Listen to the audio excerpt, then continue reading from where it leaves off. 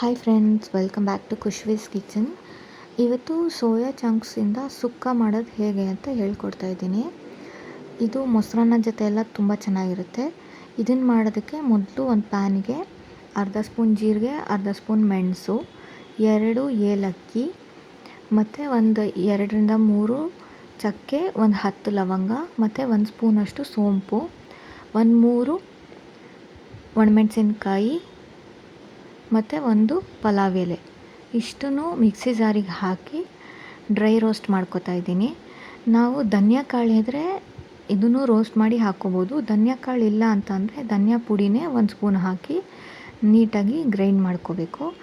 ನಂತರ ಒಂದು ಪ್ಯಾನ್ಗೆ ಸ್ವಲ್ಪ ಆಯಿಲ್ ಆ್ಯಡ್ ಮಾಡ್ತಾಯಿದ್ದೀನಿ. ಆ್ಯಡ್ ಮಾಡಿಬಿಟ್ಟು ಇದಕ್ಕೆ ಹಸಿಮೆಣಸಿನ್ಕಾಯಿ ಖಾರಕ್ಕೆ ಎಷ್ಟು ಬೇಕೋ ಅಷ್ಟು, ನಾವು ಒಣಮೆಣಸಿನ್ಕಾಯಿ ಪೌಡ್ರಿಗೆ ಹಾಕಿದ್ದೀವಿ, ಸೊ ನೋಡ್ಕೊಂಡು ಹಾಕ್ಕೊಳ್ಳಿ.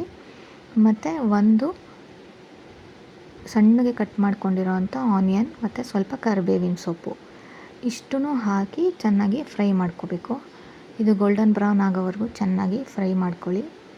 ನಂತರ ಇದಕ್ಕೆ ರುಚಿಗೆ ತಕ್ಕಷ್ಟು ಉಪ್ಪು ಆ್ಯಡ್ ಮಾಡ್ತಾಯಿದ್ದೀನಿ. ಹಾಕಿ ಚೆನ್ನಾಗಿ ಫ್ರೈ ಮಾಡ್ಕೊಳ್ಳಿ. ನಂತರ ಇದಕ್ಕೆ 1-1.5 ಸ್ಪೂನಷ್ಟು ಶುಂಠಿ ಬೆಳ್ಳುಳ್ಳಿ ಪೇಸ್ಟ್ನ ಆ್ಯಡ್ ಮಾಡಿ ಅದನ್ನು ಚೆನ್ನಾಗಿ ಫ್ರೈ ಮಾಡ್ಕೊಳ್ಳಿ. ನಂತರ ನಾನು ಸೋಯಾ ಚಂಕ್ಸ್ನ ಬಿಸಿನೀರಲ್ಲಿ ಹಾಕಿಟ್ಟಿದ್ದೀನಿ.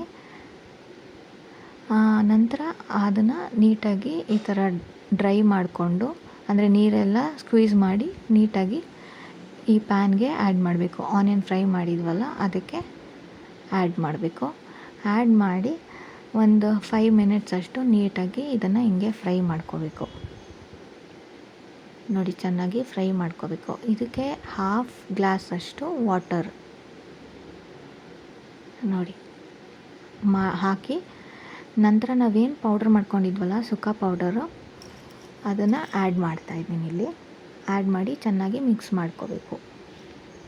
ನೋಡಿ, ಇದೀಗ ಚೆನ್ನಾಗಿ ಮಿಕ್ಸ್ ಆಗಿದೆ. ಇದಕ್ಕೆ ನಾವು ಸಣ್ಣದಾಗಿ ಕಟ್ ಮಾಡ್ಕೊಂಡಿರೋ ಅಂಥ ಕೊತ್ತಂಬರಿ ಸೊಪ್ಪು ಹಾಕಿ ಚೆನ್ನಾಗಿ ಮಿಕ್ಸ್ ಮಾಡ್ಕೋಬೇಕು. ಈಗ ಸೋಯಾ ಸುಕ್ಕ ರೆಡಿ. ಇದು ತುಂಬ ಚೆನ್ನಾಗಿರುತ್ತೆ ಮತ್ತು ಹೈ ಪ್ರೋಟೀನ್, ಹೆಲ್ದಿ ಕೂಡ. ನೀವು ಟ್ರೈ ಮಾಡಿ, ಮಕ್ಳಿಗೂ ಕೂಡ ಕೊಡ್ಬೋದು. ನಾನಿಲ್ಲಿ ಸ್ಪರ್ಶ್ ಕಂಪ್ನಿದು ತೊಗೊಂಡಿದ್ದೀನಿ ಸೋಯಾ, ಸೊ ಕ್ವಾಲಿಟಿ ಚೆನ್ನಾಗಿದೆ. ನೋಡಿ, ನೀವು ಟ್ರೈ ಮಾಡಿ.